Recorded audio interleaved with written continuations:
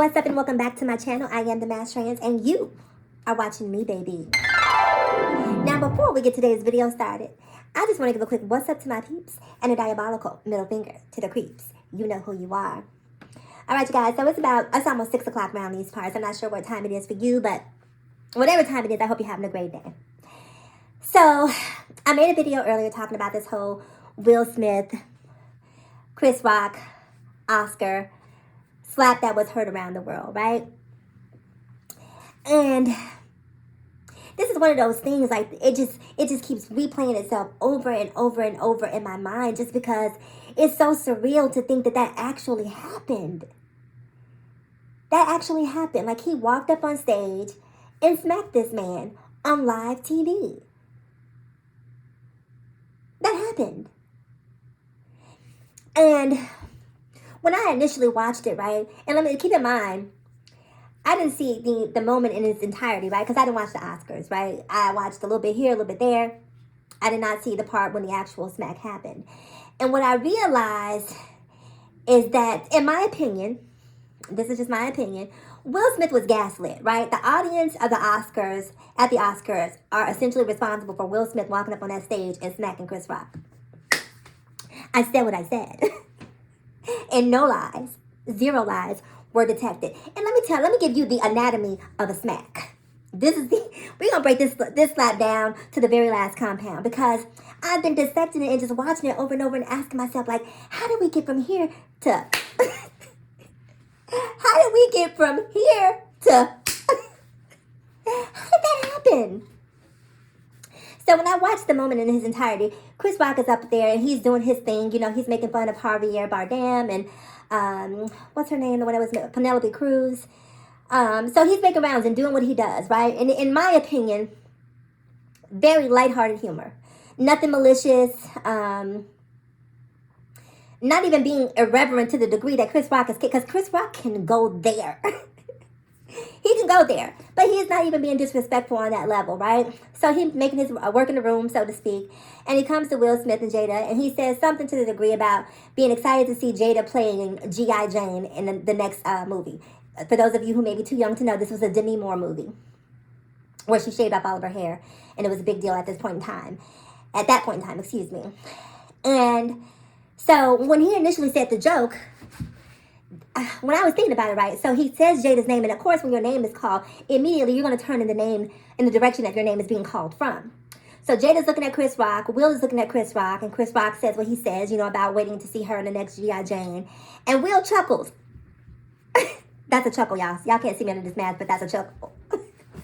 So Will chuckles, and as soon as Will chuckles, the camera then immediately pans to Jada. So this is the fault of the producer, the cameraman, and the audience. I am absolving Will and Chris of any responsibility. They have zero culpability in this particular incident. Them white folks did it. Them white folks set the two black men up to fight, y'all. I'm giving you the anatomy of this slap. So when the cameraman pans on Jada, baby, eyes are rolling on a river. Doo-doo-doo. I mean, eyes are rolling on the river. So Jada rolls her eyes, and when Jada rolls her eyes, the audience, you know, let out a collective ooh. And see, that's the moment that the camera person missed. And I don't know if they missed that, but I needed to see where the transition from chuckle to knuckle. Where it went from chuckle to knuckle.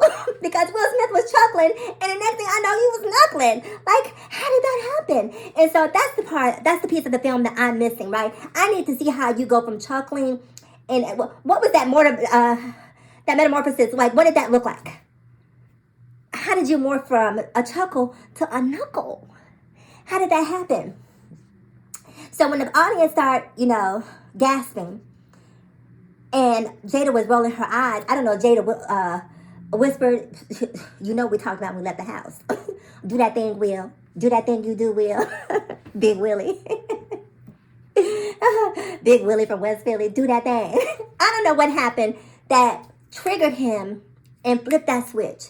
But Will Smith got up and casually strolled towards Chris Rock. Now, Chris Rock, didn't necessarily think that, I don't know what Chris was thinking, like what was about to happen. I don't know what, like, I want to know from his perspective too, like, what did you think Will was about to do? Did you think he was about to shake your hand, high five you? Did you, like, what did you think that he was doing when he walked towards you?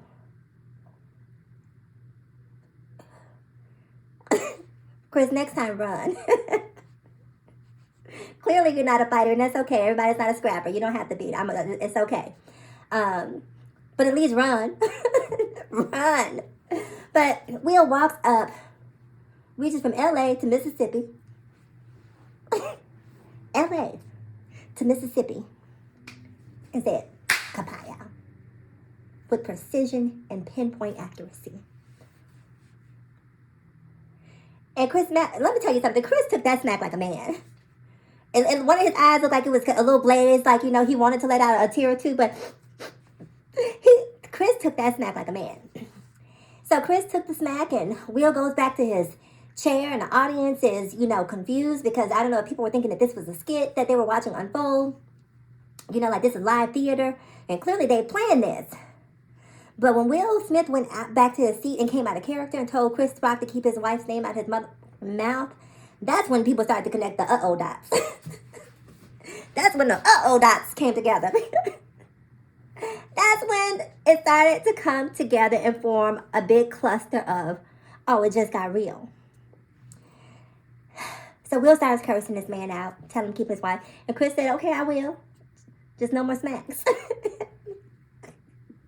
Jada who? Who are you married to again, Will? Oh, her name? Vanished. Vanished. Don't even know her. Woo? What's Woo? Ain't seen Woo. I don't know who Jada is. So, Will continues to curse this man out. And Chris Rock managed to stay present in that moment. And I'm going to tell you, I don't know if they paid him overtime for that smack, or I don't know if they got workers' comp written into their contract. But he definitely deserved extra pay, a raise, what have you, for taking that smack the way he did. For taking it. And there was just so many other questions I had, right? Like, first of all, where's security? Where's security? And Will Smith has reached a whole other level of stardom, right? When a black man in a room of predominantly non-black folks can walk up on the stage and smack somebody and not have every person who thinks they're security swarm and pounce on him. Oh, you made it. You have arrived. I don't care what your box office says. I don't care how many Oscars or awards you have or have not won. Oh, you are A-list. You have arrived when you can walk up in a event that is the caliber of the Oscars and smack a hoe and then walk back to your chair. Oh, yes. Mosey back to your chair. Meander. Meander back to your chair. Have a seat. Curse him out 2 or 3 times. Cross your legs. Order a drink. And wait to win your award. Baby, when I tell you that he arrived. Any other black man, baby. Any other black man, it would have been a whole other different situation. And it is also my thing, right? Like, what are the conversations that are happening backstage after that happens? What are the producers saying? How do you allow Will Smith to walk up on the stage and smack this man and then go have a seat? Why isn't security up asking him to leave? Why? You get to smack and sit? Now, let's say hypothetically, right? Chris Rock is not a fighter. But sometimes fighters can be shooters. I mean, non-fighters can be shooters because they know that they can't go, go toe-to-toe. So sometimes they have to find an equalizer. So let's say that Chris Rock went back there and, this moment started to fester, right? It started to play over. He just punked me on live TV. He made me look weak. He emasculated me. He took my manhood in front of everybody. I'm not going out like a sucker. Bring me that thing. Bring me that thing. Bring me that thing. So let's say Chris Rock just lost it, right? In a momentary haze of just anger and vengeance and went out and said, pow, pow, Will Smith. Wouldn't the Oscars and their security and their staff be accountable for that, for not asking him to leave? Him being Will Smith? Why is he still sitting there? And let me tell you something. I'm a Will Smith fan. I love me some Will Smith. And I'm not gonna lie, even with all the stuff that's been happening with Jada and Will and Red Table and August Alsina and, entanglements, I've been a strong believer, like, look, that's grown folks' business. They ain't got nothing to do with me. However they choose to live, however they choose to move about their relationship, it's their relationship. It's not my business. So I don't pass judgment on them for that. I really don't. I don't pass judgment on people for whatever they choose to do. If you want to be polyamorous, as long as you're not hurting a child or an animal or a vulnerable adult, as long as the person that you're involved with is consenting and of age and sound mind, it ain't my business. So I don't really care about all of the shenanigans that were happening or not happening in their relationship. But this left a bad taste in my mouth as a Will Smith fan, as a Jada Pinkett Smith fan. And I don't necessarily hold Jada accountable because, somebody reading you in a room and you roll your eyes, I don't necessarily think that she wouldn't have told Will to, you know what it is. I don't think she necessarily told him to sick him, I think that Will, for whatever reason, and I've been watching interviews leading up to the Oscars where he's been talking about his character in King Richard and how fierce that Richard Williams was and how protective he was of his family and how he just really rose to the occasion of wanting to protect his family at all costs. And I don't know if the spirit of Richard, because Richard got whooped in that movie. Richard got whooped. Richard went out there taking names like Will Smith did at the Oscars. But I don't know if that was essentially what the catalyst or the straw that broke the camel's back. But I just think that this was multi-layered, right? So let me give you the reasons why I think that this could have potentially happened. The first and primary reason I believe that this could have happened is just because I feel like it's been a lot of scrutiny, a lot of spotlight on Will and Jada in the last maybe 2-3 years. A lot on their relationship. There's just been a huge spotlight on the inner workings of their relationship. And people have been passing judgment and, everybody knows who they're sleeping with according to, everybody got a Will and Jada story. Will and Jada are like the A-list T.I. and Tiny. I said what I said. Well, Will and Jada are essentially like the A-list T.I. and Tiny, where all of their bedroom shenanigans, people are talking about what's going on in their bedroom, and I don't understand why people are so consumed with what's going on in their bedroom, but people are, for whatever reason, intrigued by what Will and Jada choose to do and how they choose to exist within their relationship. And so I think that being under that amount of pressure and scrutiny, even though Will seems to be unbothered to some degree, I've seen interviews on The Breakfast Club about how he talks about the understanding that he and Jada have. I think that as a man, to some degree, that's been eating away at him. And so often what happens is people say all of this stuff about his relationship, and maybe when he meets them, the moment has passed. And so, you know how you get real rah-rah in the moment, but, a day or two passes and you'd be like, you know what, I'm too grown for that. But if you were in the moment, you may not be too grown. You might be just right for that. You may be just the right age to give that person what they need, what they deserve. And I think that Chris Rock was just the right person at the wrong time. And so I think that was one of the reasons that, because Will has been dealing with this on social media, morning talk shows, radio shows, social media, Instagram. People are constantly in his relationship. And, we're not going to even talk about the August Alsina years. And so I think that was one of the things. The other thing is, maybe there's more going on with Jada's health than we, the public, are actually privy to. Maybe there's some underlying issues. Obviously, I believe that they said that there's some sort of autoimmune issue going on that's causing her to lose her hair. But maybe it runs deeper, or maybe it's, progressed. And, maybe they're just not in the best place right now in terms of Jada's health. And Chris Rock saying that in that moment was just a trigger.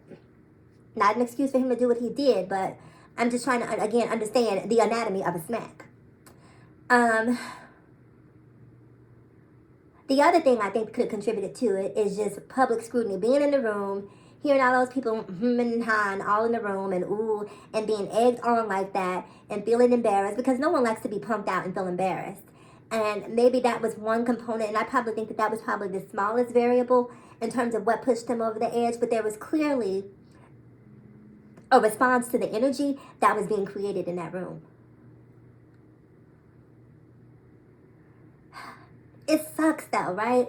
It sucks because Will has worked so hard to get this Oscar.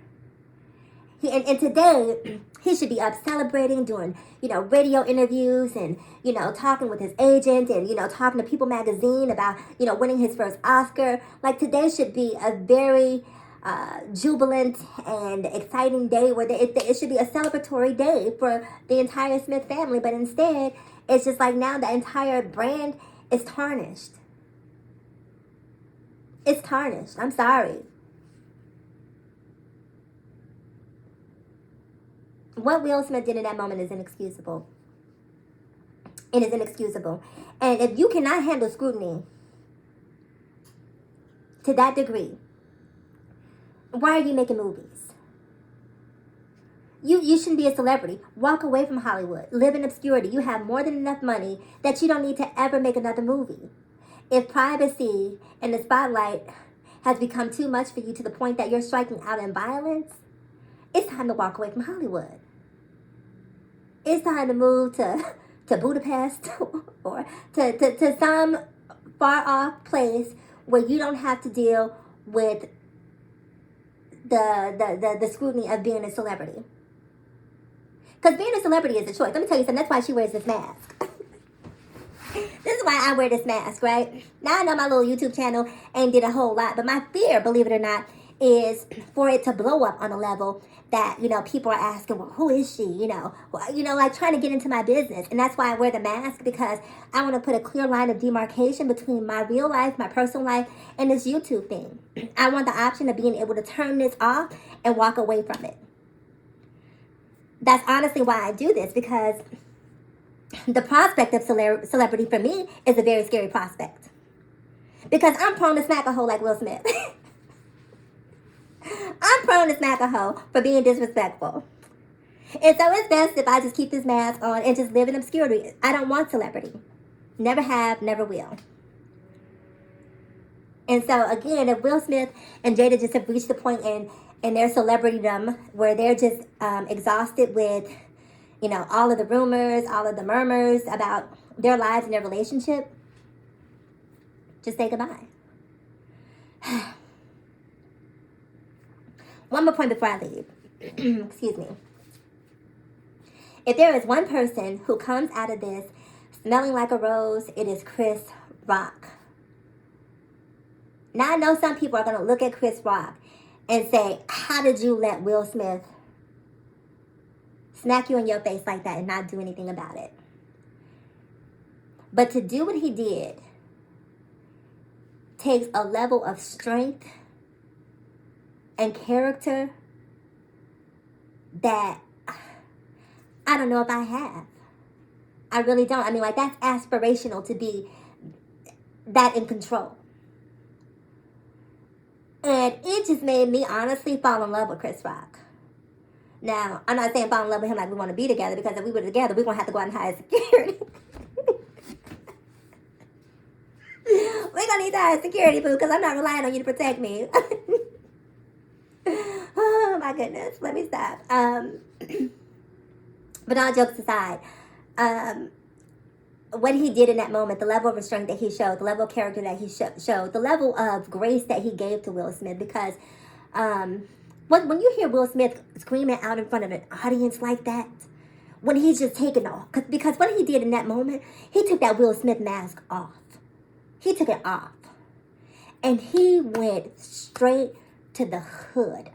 He went primal, medieval. That was pain in that moment. That was pain. And Chris Rock recognized the pain and did not respond to it. Didn't even press charges when he could have. Will Smith could have came up and smacked Chris Rock, and Chris Rock could have rolled all across that floor. Passed out. I can't feel my jaw. I'm having migraines. You know what the girls get when they're trying to get a lawsuit. I'm having migraines. I'm seeing flashes.